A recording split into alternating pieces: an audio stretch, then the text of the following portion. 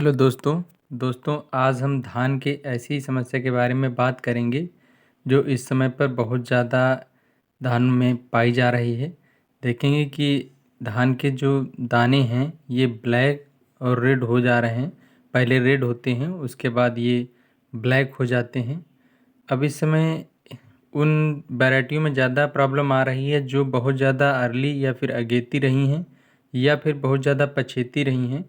तो जो फ्लावरिंग होती है उनकी वो बारिश के टाइम पर आ जाती है। जब ये कंडीशन जब पैदा होती है, जब 8 से लेकर 24 घंटे या 18 घंटे लगातार बारिश होती रहती है हवा के साथ, तो उस समय जब ये बालियाँ इसमें निकलती हैं तो पॉलिनेशन एंड फर्टिलाइजेशन होता है।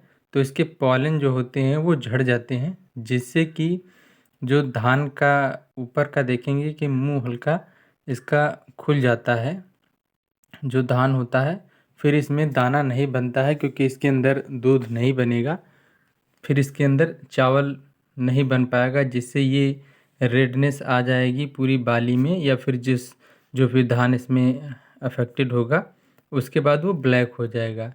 ब्लैक होने के बाद उसमें फंगस भी लग जाता है, जिससे कि दूसरे जो डिजीजेज हैं फॉल्स स्मिट जैसे है, जिसे हम हल्दी रोग बोलते हैं, वो लग जाता है।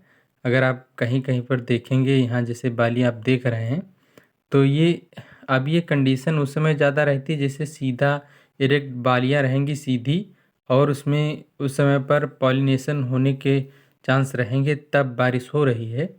ये उस समय पर बहुत ज़्यादा लगता है क्योंकि बहुत तेज़ी से बारिश हो रही है और हवा भी चल रही है, तो ऑटोमेटिक उनका पॉलन जो होता है वो झड़ जाता है।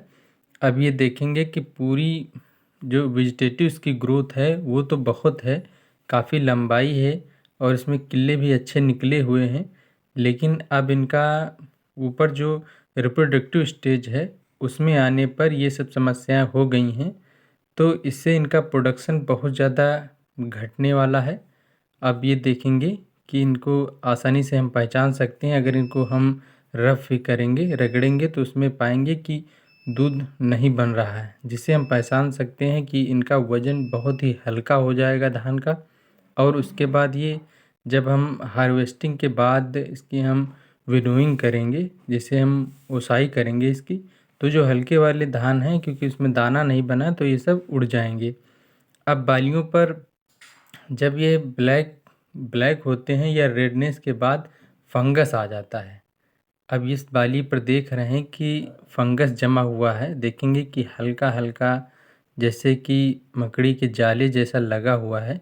तो ये जाला नहीं है, ये फंगस है। अब ये फंगस यहाँ पर उगा हुआ है।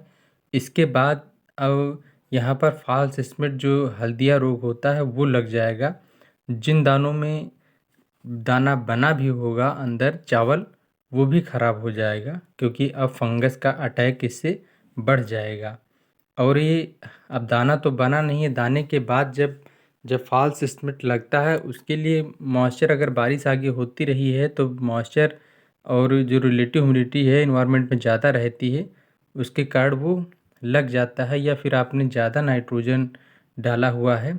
अब ये देखेंगे दूसरी वैरायटी है, ये वैरायटी मीडियम ड्यूरेशन की थी, तो आसानी से पहले ही इसमें फ्लावरिंग होकर अब ये मैच्योरिटी जा रही है। अब जब ये मैच्योर होने वाली है, इसके बाद हम इसको हार्वेस्ट कर सकते हैं। इसमें कहीं कहीं पर हल्दिया रोग दिखने लगा है, लेकिन अब ये हार्वेस्ट के बिल्कुल करीब पहुंच चुकी है, तो हम इसको इसमें ना के बराबर इसमें हानि होगी। और दूसरी तरफ ये है जो वैरायटी, अभी इसमें बालियाँ निकल ही रही हैं, कुछ निकल रही हैं और कुछ में एकदम थोड़ा थोड़ा एकदम हल्का जो मिल्की स्टेज आती है उसमें थोड़ा थोड़ा दूध बनने लगा है। उनको हम दबा के देखेंगे तो हल्का दूध निकलेगा। बाकी इसमें सब फंगस लग चुका है। फंगस लगने से बहुत ज़्यादा हानियाँ होने वाली हैं, तो उनको हम इस समय इनको बचाने के लिए हम क्या करेंगे, इसमें फंजीसाइड डालेंगे। 400 ml कैसुना माइसिन और 200 ml प्रोपोकोनाजोल को हम छिड़क सकते हैं पर एकड़ के हिसाब से, या प्रोपिकोनाजोल 250 ml पर एकड़ और स्ट्रेप्टोमाइसिन 12 से 18 ग्राम पर एकड़ के हिसाब से हम इसमें स्प्रे करेंगे तो उस समय पर कुछ इसमें बचाव किया जा सकता है और प्रॉपर हम इसमें जो वाटर इरिगेशन है उसको हम देंगे ताकि नमी इसमें नीचे बनी रहे, जिससे इसमें दानी आसानी से भर सकें। और बाकी इसका कोई बहुत ज़्यादा सटीक इलाज नहीं है जो हम इसका इलाज कर सकते हैं। आप इसमें फंजीसाइड ही डाल सकते हैं जिससे कि फंगस नहीं लगेगा। जो दाने सही से बचे हुए हैं जिसमें पॉलिनेशन हो चुका है उनमें दाने भर सकें। बाकी जिनका मुंह ऊपर खुल चुका है, जो फगली होती है इसकी धान की, उसमें आप अब दाना नहीं भर सकता क्योंकि वो ऑलरेडी पूरा डेड हो चुका है, अब ब्लैक हो जाएगा। अगर आप इसमें फंजीसाइड कर देंगे तो थोड़ा सा बचाव हो सकता है। देखेंगे ये बाली पूरी सूख चुकी है। अब इसको हम तोड़ेंगे तो इसमें एक भी दाना नहीं है। अब इसको हम रफ़ करेंगे तो उसमें से कहीं भी मिल्की या फिर दूध जैसा कुछ नहीं दिखेगा कि उसमें है ही नहीं कुछ। देख रहे हैं जैसा कि हम दिखा रहे हैं, एक भी दाना इसमें मजबूत नहीं है। दोस्तों, अगर हमारी जानकारी अच्छी लगी तो हमारे चैनल को सब्सक्राइब करें। धन्यवाद।